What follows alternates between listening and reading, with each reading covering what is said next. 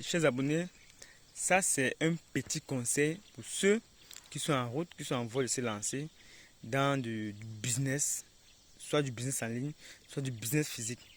Là, moi je suis en plantation, je vous parle un peu de business aujourd'hui. Ça c'est un petit conseil pour ceux qui veulent se lancer dans du business. Vous voyez que nous faisons du concret. Ce concret là, on fait l'agriculture, mais il n'y a pas que l'agriculture. Vous voyez, il y a beaucoup de domaines que vous pouvez faire de l'argent. Il y a l'immobilier, il y a l'élevage.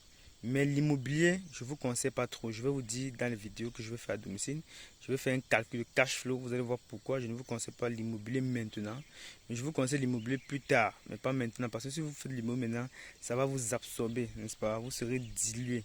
Vous voyez comment on met, quand on met l'huile dans l'eau, dans l'huile, vous voyez un peu comment ça se comporte. C'est un peu comme ça l'immobilier. Je vais vous dire pourquoi. Et je vais vous donner le moment, ou pas vous donner, je vais vous conseiller selon moi, parce que plusieurs personnes ont les méthodes. Selon moi, peut-être vous pouvez compléter avec ce que vous avez pour devenir un expert dans ce domaine. Selon moi, je vais vous donner ma contribution. Pourquoi il ne faut pas entrer dans l'immobilier maintenant?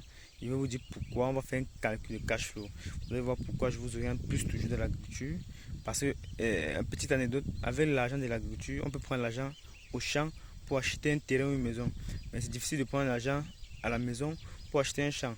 Sauf si la position de la maison est dans un endroit stratégique. Et même si c'est dans un endroit stratégique, pour avoir le prix du mètre carré dans cet endroit stratégique, c'est même pas à commenter. Donc c'est pourquoi je dis l'immobilier c'est bien. C'est un investissement qui est sûr, très sûr, mais qui n'est pas rentable. Donc un investissement qui prend un gros capital, mais qui est sûr, mais moins rentable. L'agriculture, c'est un investissement qui prend un petit capital, qui n'est pas sûr comme l'immobilier, mais qui est très rentable. Donc avec l'agriculture, si tu n'as pas un expert, tu peux échouer tous tes millions. Mais si tu es accompagné, tu peux gagner beaucoup aussi. Donc c'est ça la partie des deux business. C'est pourquoi pour ceux qui n'ont pas trop de capital, ceux qui veulent lancer, on peut prendre l'argent chaque année dans l'agriculture, dans le sol, pour acheter les maisons. Donc on va faire le calcul de cash flow à la maison plus tard. Vous allez voir, je vais vous expliquer, vous allez comprendre un peu comment est-ce qu'on peut se faire pour avoir un bien immobilier facilement sans qu'on ne soit dilué. Ça c'est ça l'objectif.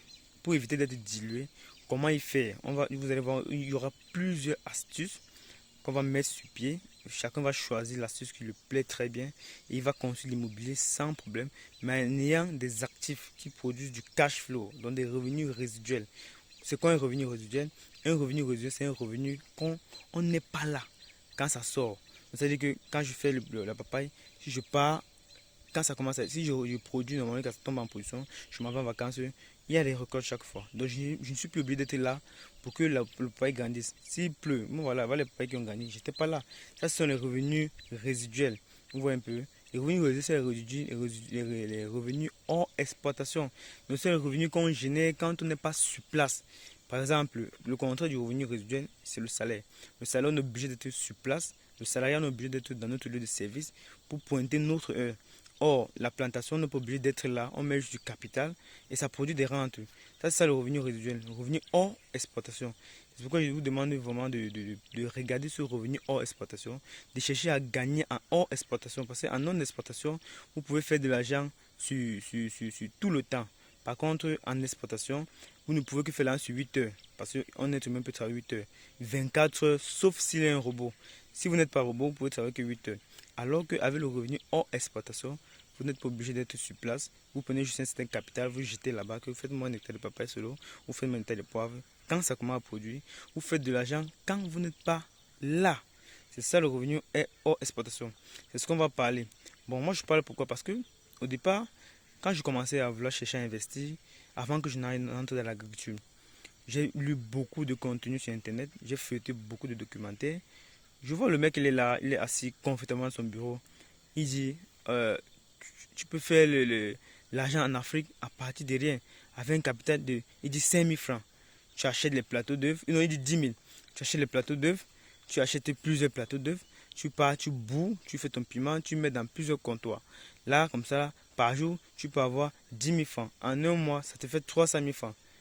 C'est bien beau de parler, c'est pourquoi les Africains parlent beaucoup, c'est bien beau de parler.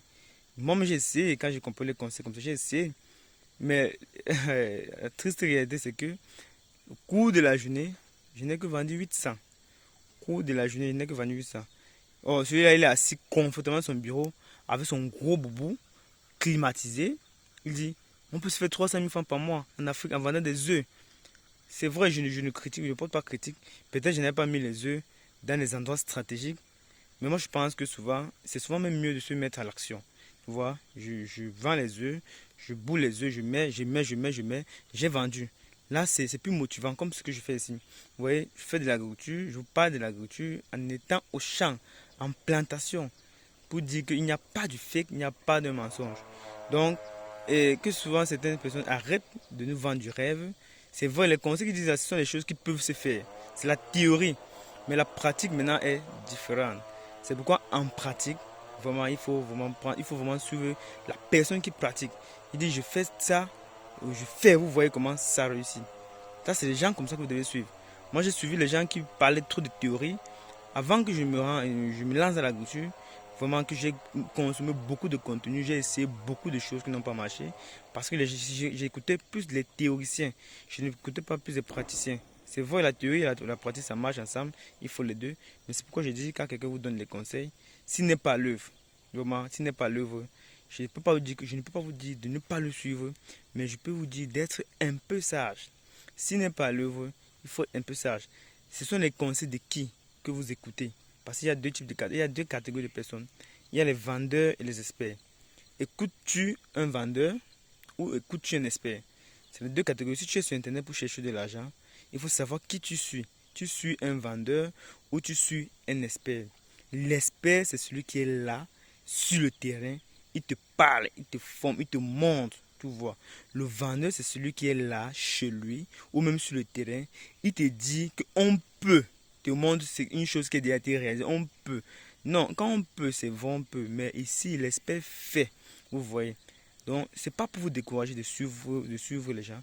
Suivez les gens, suivez les conseils, ça améliore. Si vous écoutez les conseils X, Y, c'est bon.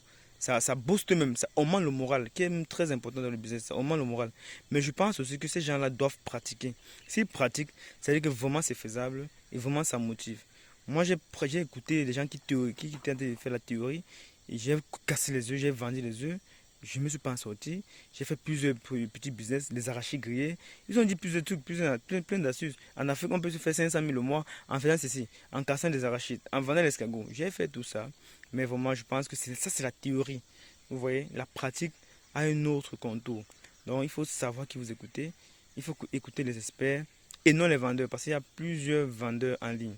Donc, c'est pas facile. C'est vrai qu'on peut se faire l'argent en ligne, mais c'est pas facile. Il faut travailler dur. Il faut vraiment travailler dur. C'est pas pour faire de l'argent, il faut les stratégies. Quand je dis travailler dur, pour faire de l'argent, il ne faut même pas travailler dur. Il faut travailler intelligemment. On ne travaille pas dur pour être riche, on travaille intelligemment pour être riche. Donc, c'est ça. Il faut écouter ces experts. Ils vont vous former. Vous allez voir, vous pouvez pratiquer. Parce que je suis sûr de moi que déjà, avec les vidéos que j'ai publiées déjà dans ma page, il y a plusieurs personnes qui peuvent y aller lancer une plantation de papaye solo, même si ce n'est qu'un demi-hectare. Je ne vous mens pas, chaque semaine, le mec est sûr qu'il a au moins 100 000 francs la semaine. Ça fait 400 000 francs le mois. C'est pas rien, c'est beaucoup. Pour quelqu'un qui commence, un débutant qui commence à se lancer et qui a un revenu comme cela, il n'a pas de théorie, il a pratiqué. Vous voyez un peu, c'est ça, c'est le réel là. Si vous voulez rester écouter comment faire de l'argent en ligne, vous allez vraiment rêver. Et je vois que c'est les vidéos qui passent le plus. Quand je vois quelqu'un dire, on peut faire 27, on peut faire 700 millions, on peut faire 800 millions, on peut faire... Il a beaucoup de vues, il a beaucoup d'abonnés, on le suit beaucoup. Parce qu'il parle beaucoup. Quand il parle beaucoup, on le suit. Mais oh non, là c'est un vendeur. Il faut suivre les experts. Les experts vont vous parler. C'est vrai que les experts parlent aussi, mais ils vont vous parler en faisant. Quand vous faites, vous pratiquez, vous voyez. Parce que cette plantation-ci, si prête à Dieu, on va récolter ça sous vos yeux. Vous allez voir.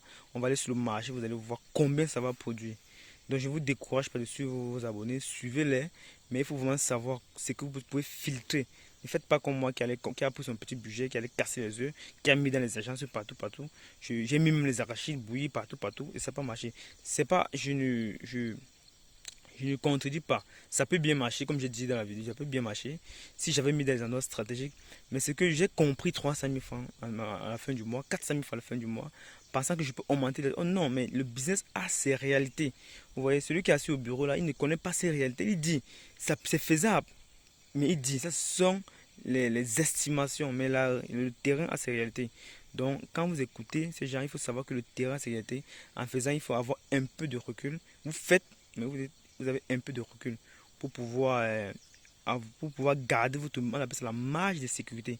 Si je n'avais pas gardé ma marge de sécurité, je ne pourrais pas avoir un peu d'argent pour investir dans l'agriculture.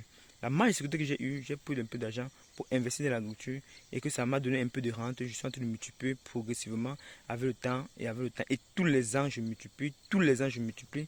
C'est ça la force. Comme je vous disais souvent dans la précédente vidéo, le revenu hors exportation, le revenu résiduel, le revenu que tu n'as pas oublié d'être là pour que ça donne. Il faut seulement que la pluie, Dieu fasse qu'il pleuve et que le soleil sorte pour avoir de l'argent. Donc c'est ça, c'était le message d'aujourd'hui. Un petit conseil aux jeunes qui veulent se lancer, d'être vraiment réaliste. Vous voyez, de ceux qui veulent se lancer, d'être réaliste. C'est bon, il y a de l'argent à se faire, mais il faut vraiment savoir qui vous écoutez, les experts ou les vendeurs. À une prochaine vidéo.